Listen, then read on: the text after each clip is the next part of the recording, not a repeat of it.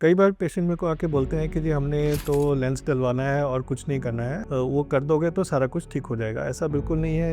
आँख के कई हिस्से होते हैं, अगर वो सारे हिस्से प्रॉपरली काम करते हैं तभी हमारे को नज़र प्रॉपर बनती है। उन हिस्सों में जैसे बाहर की साइड पे जो काला हिस्सा हमारे को आँख का दिखता है उसको हम पुतली बोलते हैं। उसके पीछे लेंस होता है, उसके पीछे फिर पर्दा होता है और उसके पीछे आँख की नस होती है जो ब्रेन से आँख को कनेक्ट करती है। तो अगर ये चारों चीज़ें ही प्रॉपरली काम करेंगी तभी हमारे को प्रॉपर दिखाई देगा। इसमें से कहीं पे भी कोई गड़बड़ होगी तो हमारे को दिखाई नहीं देगा। इसमें से दो चीज़ें हैं, जो पुतली है और जो लेंस है उसको हम रिप्लेस कर सकते हैं जिससे कि हमारी विजन बेटर हो जाती है। पर कुछ हिस्सा है जैसे कि जो आँख का पर्दा है और जो आँख की नस है उसको हम रिप्लेस नहीं कर सकते हैं, तो उसमें जो डैमेज होता है वो परमानेंट डैमेज हो जाता है। जो आँख की नस की प्रॉब्लम्स है उसमें ये है कि हमारे को ट्रीटमेंट के बहुत लिमिटेड ऑप्शंस हैं, पर जो आँख के पर्दे की प्रॉब्लम्स है अगर हम उनको टाइम पे ट्रीट करते हैं तो उसमें हमारे को रिकवरी के चांसेस बहुत अच्छे होते हैं। तो इसलिए जो रेटिना की डिजीज़ है उसमें हमारे को बिल्कुल डिले नहीं करना चाहिए ट्रीटमेंट को। उसमें जितना जल्दी हो सकता है अपने डॉक्टर से कंसल्ट करके